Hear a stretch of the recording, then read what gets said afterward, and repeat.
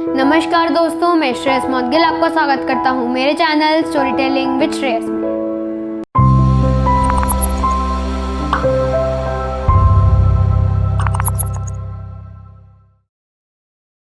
Soul soothing season 1 की एक और रचना सपनों की उड़ान। दोस्तों ये रचना 2 भागों में बटी है। पहला भाग लेकर आपके समक्ष हाजिर हुआ हूँ, आनंद लीजिए। एक बार फिर पिताजी मुझे उसी बात पर डांट रहे। अब मैं क्या करूं? मेरा इंटरेस्ट आर्ट एंड क्राफ्ट में था, उसमें रुचि रखता था। ऐसा नहीं है पढ़ाई में वीक था। बोर्ड्स में 98.7 आए और 12th में 97%। पर मैं अपने पैशन को फॉलो करना चाहता था। पर पिताजी ने मेरे लिए कोई और ही लाइन सोच कर रखी थी। इंजीनियर बनाना चाहते थे मुझे। कई बार तो मैं मन ही मन में कुढ़ता रहता कि क्यों मैं अपना कैरियर खुद डिसाइड नहीं कर सकता। उन दिनों art and craft coaching centre में नई टेक्निक्स के बारे में रिसर्च कर रहा था, national level art research competition के लिए, और मैं और मेरी टीम ने नई टेक्निक इजाद कर ही दी। मैं अपनी आर्ट से रिलेटेड बातें अक्सर दादी से फ़ोन पर शेयर करता। माँ भी सहयोग करती, परंतु पिताजी के कारण खुलकर सहयोग न कर पाती।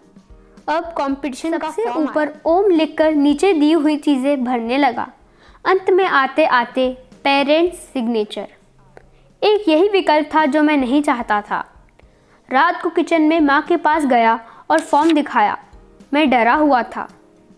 अगले पल माँ की शक्ल पर मुस्कुराहट देखते ही मैं तो मानो खुशी से पागल हो गया।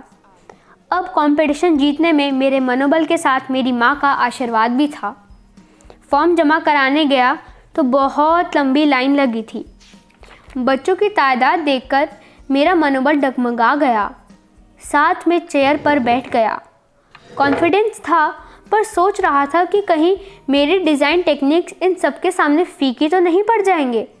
ये सोचते सोचते फॉर्म की लाइन कब ख़त्म हो गई मुझे आभास ही नहीं हुआ।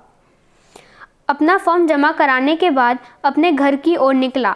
इतने में एक व्यक्ति, शायद मेरी ही उम्र का, मेरे समक्ष आकर खड़ा हो गया। बड़ी देर से देख रहा हूँ तुम्हें। उस कुर्सी पर बैठे कुछ बड़बड़ा रहे थे।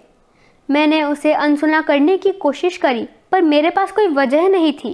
क्या बताता कि मैं घबरा गया इतने सारे पार्टिसिपेंट्स को देखकर। शायद मन में सोचते सोचते वे बात मेरे होठों पर आ गई और उसने साफ पढ़ ली। मुझे हौसला देते हुए मेरे कंधे पर हाथ रखा। अगर अपने हौसला देते हैं तो अच्छा लगता है, पर अगर कोई पराया देता है तो उस हौसले में जान आ जाती है। गेट से बाहर निकलते हुए उस स्टाफ ने बताया कि कंपटीशन की लोकेशन मेल कर देंगे। हामी भरकर आगे बढ़ गए। मैं बोला, अरे दोस्त, अपना नाम तो बताते जाओ। बातों बातों में मैं भूल ही गया। उसने अपना नाम संकल्प बताया। हाथ मिलाकर हम आगे बढ़ गए अपने अपने घर। खुशी से झूमते हुए घर पहुंचा तो सब चुप मुझे देखने लगे। मेरा शोर खामोशी में तब्दील हो गया। माँ ने बताया कि दादी की तबीयत बहुत ख़राब हो रखी है।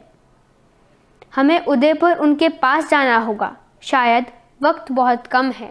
दोस्तों, ये था इस रचना का पहला भाग।